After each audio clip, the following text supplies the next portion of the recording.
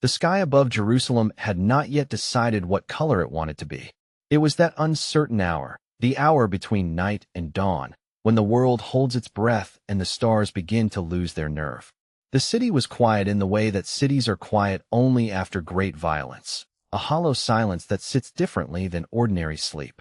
The streets smelled of stone dust and old smoke, and the olive trees on the hillside beyond the walls stood perfectly still, as though they too were waiting. 3 days had passed since everything fell apart.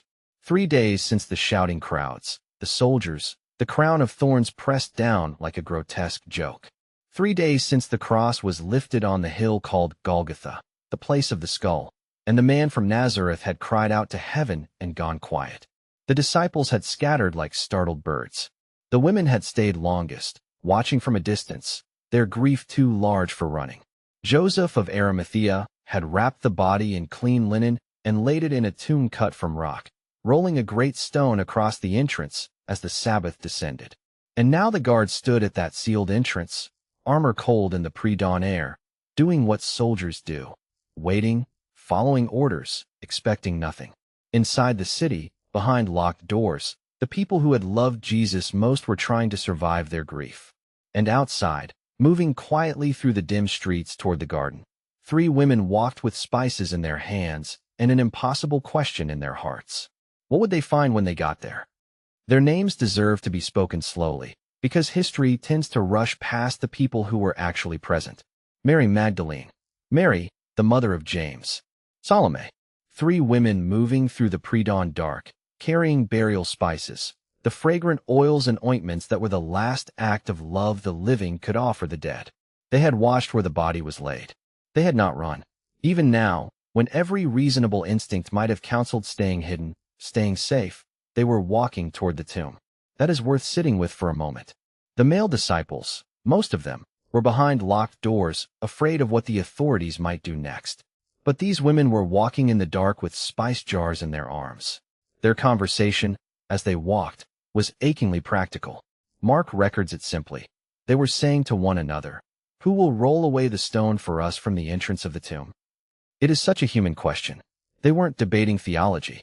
They were thinking about the physical reality of a massive stone that they, 3 women, would not be able to move. They were grieving and practical at the same time, the way human beings always are in the presence of death. The stone, Matthew tells us, was very large. The kind of stone that didn't move without significant effort and significant manpower. The kind of stone designed to say, "This is finished. This is sealed. This is over. And yet they kept walking. There is something in that image. 3 women moving through the gray dark, spices in hand, the question of the stone hanging unanswered in the air between them, that captures everything about faith at its most honest. They didn't know how the obstacle would be resolved. They weren't claiming certainty. They were simply continuing toward the place where someone they loved had been laid, because love doesn't stop at practical problems. It keeps walking. The garden began to appear around them, shadows of trees, the smell of earth and early morning dew, that specific quiet that gardens hold before the rest of the world wakes. The path rose slightly, and then they looked up, and the stone was already gone. The entrance to the tomb stood open, dark, gaping, impossible. Their spice jars suddenly felt very heavy. The practical question they had been turning over for the entire walk, "Who will move the stone?" had simply ceased to exist. But the new silence that replaced it was far more frightening than the old question, because an open tomb could mean a great many things, and almost none of them were good. Mary Magdalene ran. John's Gospel tells us she ran back to find Peter and the disciple whom Jesus loved, the one called John. And when she found them, she was breathless, her words tumbling out. "They have taken the Lord out of the tomb, and we do not know where they have laid him." Her first interpretation was not miracle. It was theft. It was desecration. Someone had taken him. That was the explanation her grieving mind reached for. But the other women, Mark and Luke tell us, stepped forward into the tomb. And there, sitting on the right side, was a young man dressed in a white robe. His appearance was like lightning, Matthew says, and his clothing white as snow. The guards outside had shaken with fear and become like dead men. And these women, these spice-carrying women who had walked through the dark with an unanswered question, stood inside the tomb and were alarmed.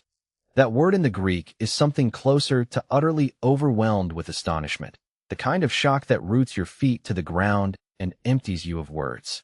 And he said to them, "Do not be alarmed. You seek Jesus of Nazareth, who was crucified. He has risen. He is not here. See the place where they laid him. See the place. Look."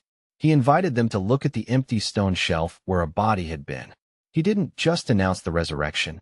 He invited them to examine the evidence with their own eyes. The linen wrappings, the empty space, the absence of what death insists on keeping. He told them to go and tell the disciples. And then he said something that catches the breath. "And Peter, tell the disciples and Peter." Peter, who had denied knowing Jesus 3 times before the rooster crowed. Peter, who was perhaps crouching behind the locked door with the particular weight of someone who had failed completely and publicly and could not yet imagine being welcomed back.